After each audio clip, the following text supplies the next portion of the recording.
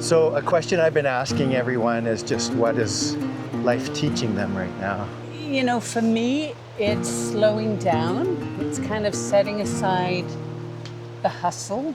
And I think, you know, being in nature a lot sort of reminds you of that. Yeah. Like nature endures, the seasons come and go.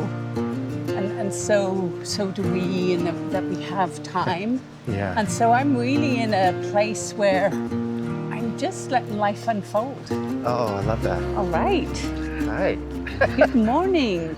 Here with my friend Catherine. We've connected in the past, mostly professionally, so this is our first time walking together or doing anything sort of like this. Yeah, what a great opportunity. Yeah. And I'm always looking for excuses to go walking. Okay. So Yeah. it's a great opportunity. And you said you would have walked here. Is this a place that you walk quite often? Yeah. So we're here in Port Coquitlam, leaving from Lions Park. But there's a huge trail system all around Port Coquitlam that goes on for miles and miles. Not that I've walked it all, but there's a lot of different walks here, and it's just really on my doorstep. So Yeah. it's great. And the trail we're walking today it's a little under an hour, but it's a really nice loop. It's quite a busy one. Yeah. Particularly in the summer, Oh, yeah. because we're walking along by the Coquitlam River. Yeah. And so in the summer, when the river's low, a lot of families come here with big inner tubes and floaties and Yeah. hang by the river, which is really nice. You know, there's a good 9-kilometer loop. When I was practicing for the Camino, Yes. it was a good one to do. Yeah. Yeah. So we're going under a bridge here. We are. Luckily, there's no train Yeah. coming over. Oh, I That bet gets that makes pretty a lot noisy. of noise. Yeah. Absolutely. And then we'll see the river there too. Yeah. Or we'll get better views of it On the on way the up way. here. Okay. And how often do you get out here? Probably training for the Camino. You're. Yeah, I Yeah. was here a lot, but then I did lots of different walks when I was training for the Camino. Because you want to get up to 15 kilometers, even 20 kilometers. And so I joined the Camino group. There's a Camino walking group, right? Yeah. And they meet every Sunday. Cool. And they have all these routes. So it's just a beautiful way to see a city and different suburbs. It's amazing. Were you a walker before that? Like, have you always been a walker? Like, or did the Camino? I mean, I'm sure the Camino spurred you on for sure. That leveled it up for sure. But Yeah. no, I've always been a walker, and Yeah. that's why the Camino appeals to me. Uh-huh. Never had the desire to do a marathon or even a half marathon Yeah. or even a 10K. Like, I'm not a runner, Yeah. but I'm a walker. And even when my kids, who are now adults, were little, I would be taking them out in a stroller along Rocky Point Park, which we mentioned today, so walk that a lot. Yeah. Yeah, my So trail. always been a walker. So Yeah. that was the call of the Camino, was to really up level it, because Yeah. I wouldn't have thought I would be able to walk 25, I think our longest day out there was 30 kilometers, Yeah. which is a lot, Yeah. and your feet feel it at the end of the day. But where you're walking, there's just so much to see and explore and discover. It just carries you along. Yeah. So what was that like for you? I want to talk more about just your experience of walking. Actually, why don't we stick with that? Yeah, for sure. What benefits do you find from like getting outside and walking? Oh, I mean, so many, much. yeah. Yeah. And I'm an exerciser, but if I'm not out in nature, and most days of the week I am, like where I live, if I need to get anything in our little town, Yeah. I'll walk there. I'll take the opportunity to walk. It sounds like this trail's pretty convenient to you. Like It is, yeah. You're on it, and I walk here with different friends, so it's a great way to catch up Oh, instead yeah. of sitting down for coffee. Yeah. You're out walking and talking. Yeah. I often wonder if just nature invites that, because you're right, they're very different conversations Yeah. when you're out walking with people. And I think there's something to be said walking side by side, Oh, yeah. you know, and Yeah. certainly with kids, Yeah, right? yeah. Or young adults. It's just I don't know, it just invites more openness, Yeah. I think. Yeah. And I'm very much a social creature, and I like to get my walking in. If I can get a walk with a friend, it's just like a twofer. Yeah. For yeah. me. You get this social vitamin and you get the Yeah. exercise vitamin. Yeah, yeah. Yeah. And it's great. And then it is an opportunity to be in nature, which I just find so grounding. Yes. It's just so wonderful. We have this in our doorstep, and you Yeah. can sort of come here every time. And even when I do walk solo, I often do it without headphones. Just try to be present to the sights, the sounds, what nature really offers us. It's solitary in a good way. Do you just feel really fortunate, like to live where you live and like this is on your doorstep, you know? Like we're surrounded right now by traffic and people commuting and all of that, and here we are in this little oasis. of Yeah. And nature. we take it for granted. You know, we had a company visiting us from overseas, and I love to take them on walks, right? Just to show them what we have Yeah, in our backyard. So right. it's really nice to see. Of course, when they come from different countries, they're just so excited at the possibility of seeing a bear Yeah, or a coyote. yeah. Or we had friends from Australia visit us, and they were excited with the squirrels they were seeing, which, Oh, wow. as you know, are Yeah, everywhere. we take totally for Oh, granted. yeah. Right? Yeah. So yeah. it was lovely to see their delight. Yeah. They did not see a bear, unfortunately. Can you think of, and maybe it was recently, on the Camino, I don't know, but can you think of an experience in nature that really had an impact on you, like a lasting sort of impact or major lesson, or, yeah, what is, can you think of anything like that? Yeah, you know, there's a beautiful oak tree just sort of behind where I live. I mean, it's huge. I couldn't get my arms around it. Oh, yeah. And so in my more contemplative moments, I actually go and sit under that tree. Oh, wow. It's got this sort of little groove in it where Yeah. you can sit and put your back against it. Oh, yeah. And I don't know what it is about this tree, but I feel so drawn to it. Even when I'm walking by it, I feel I need to touch the tree. Oh, cool. And what sort of comes up is like, how many hundreds of years has this tree Yeah. been here? And what's it seen and what's changed? Yeah. Because our little town has changed like quite a lot. Yeah, yeah. But the trees, and there's a few of them, but this one I'm particularly drawn to. Yeah. They've obviously built around it and protected it, and so I kind of see or feel with this tree that Yeah. it holds a lot of wisdom and history Yeah. and strength. So, you know, on those days that we all have where you're, you know, maybe doubting yourself or Yeah. not feeling as confident, I go to the tree and I just sit underneath it and meditate, Oh, wow. and are really quiet, and Yeah. that that does it for me. It just calms the nervous system. So it's just like grounds me in a way. it grounds you. It's just like a special meditation spot, Yeah. and it helps with your grounding and Yeah. helps you to become more centered. And that's Yeah, cool. that's it. And you think of the root system that tree must have. And I know there's a book out there, and I haven't read it. Yeah, Every time I talk about the about wisdom it, of it's like, trees or something. Yeah, Yes, and yes. how they Yeah. talk to each other Yes.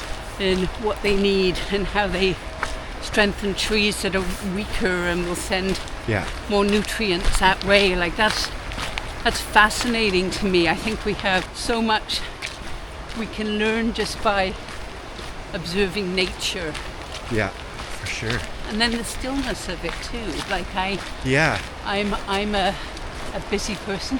See, there's the river, and I would say this is like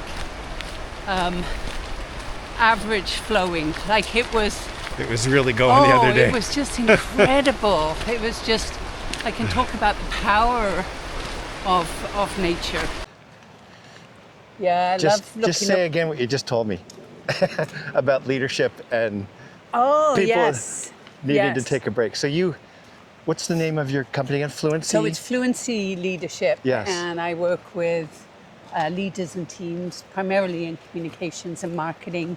Yeah. And have recently, with a colleague, developed a workshop about burnout prevention. Oh, So yeah. we hear lots of stories about how 24/7, always on, Yeah. running from pillar to post, from Zoom to Zoom. Yeah. And so it's taking those few moments Yeah. to ground yourself. And And you were saying some it's people people find do. it hard to they find do it that. so, yeah. it's the belief is, it's sort of antithetical, right? I'm so busy that stopping even for 5 or 10 minutes seems so counterintuitive Right. to do, and yet that's the thing that's going to restore. Whether it's, stepping outside your door to look at nature, if it's on your doorstep, or taking a breath, or finding that tree in your neighborhood that you have to touch or sit underneath. Yeah. Yeah. That's what's going to replenish, because after effort we need renewal.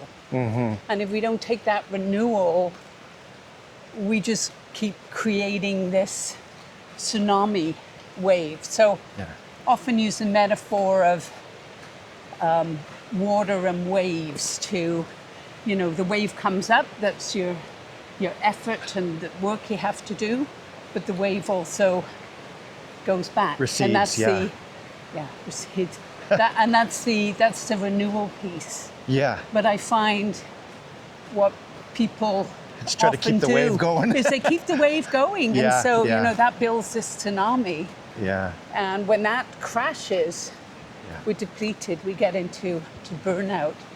So nature is such a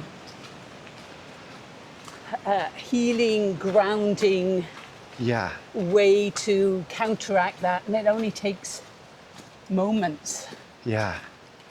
I was going to say, even your experience with your tree it's not necessarily, is it for you more of a feeling than anything else? Like you did talk about it as being grounding, and Yeah. so it's not like the tree is talking to you. It might, but it's not, it's sharing wisdom with you, but it's more in terms of just, of the way that it is. Yeah. And it's grounding you. Yeah, And it's present, it's steady, it's constant.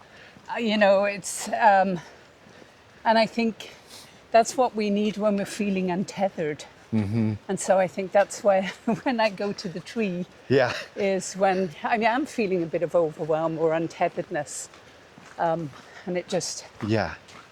settles me down. Settles you down. Yeah. Yeah. And even water, like walking by the rushing river here, so much evidence to show that water calms us neurologically. Yeah. It's good for our brains. It lowers our, stress, cortisol. That's that's running about. So even just to go sit by water, you know. Heck, I wonder if that worth even running a tap in your home. It could, you know, like Yeah. people taking baths and a Yeah. shower and Yeah. yeah, It is sort of associated with yeah, comfort yes, and sereneness. yeah, yeah, definitely something to it.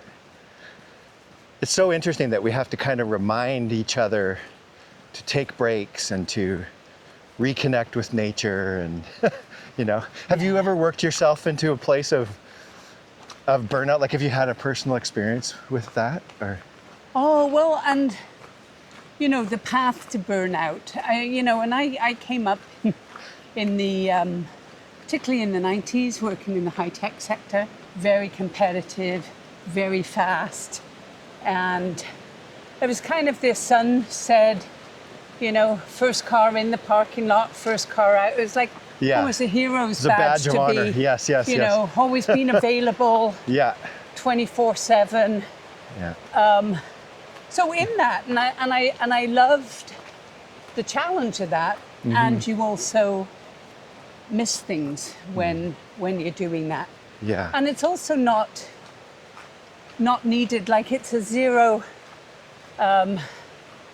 You know, sort of the more effort you put out there, there comes a point where it tails off, right? It doesn't get, yeah. You're not getting the gains because you're tired and you're not looking after yourself. Yeah. And there's so much out there about the need to look after ourselves. Yeah. You know, I had a friend who went into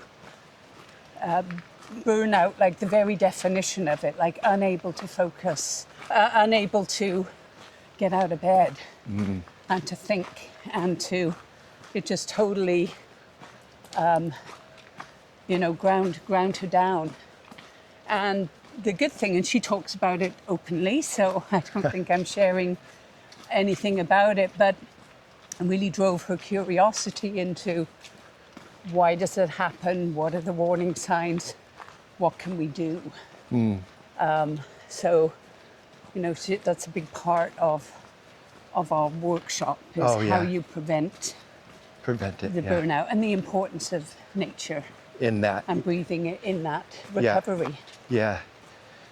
And breathing, you've mentioned breathing a few times too. So Yeah. breathing, you found that breathing plays a role. Yeah, as and well. I've learned a lot from this friend. She ended up living in India for 3 years, and so did this exploration of burnout, and took instruction on, you know, breathing and yoga and meditation. So she's also a very grounding friend to be around. I've learned a lot from her. Oh yeah. So just being around her is grounding. Yeah. Like, yeah. Yeah, it's great watching you take photos out here, and I find I've been doing that a lot more. I'm not a photographer, but we all have our camera, and just stopping in that moment to capture, whether it's that running stream or the river or just looking up into the trees. And I now find I'm looking at those pictures, so I finally created an album on nature and inspiration. Cool. And I'm drawing on those pictures for my social, on lessons, because, you know, they're so grounding to look at. And so hopefully other people find those too. But, you know, you get beautiful. The other day I was walking with my sister not far from here, and there was this light fog on the path and the sun shining through. It was just such a beautiful picture to capture. Yeah, so we don't need stock photography. God.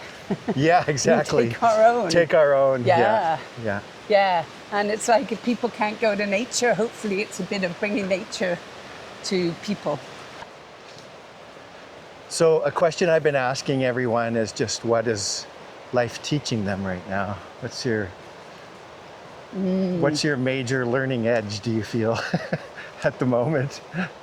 For me, it's slowing down. It's kind of setting aside the hustle. And I think, being in nature a lot sort of reminds you of that. Yeah. Like nature endures, the seasons come and go, and so do we, and that we have time. Yeah. And so I'm really in a place where I'm just letting life unfold Oh, I love that. and just being aware of opportunities to travel or walk or do something like this. Yeah. So whatever comes up. And it's really nice because it keeps you present. Not worrying about the future Yeah. or the past. Well, I appreciate you. Thank you for taking the time to do this. Thank you, and such a great way to get to know you and Yeah.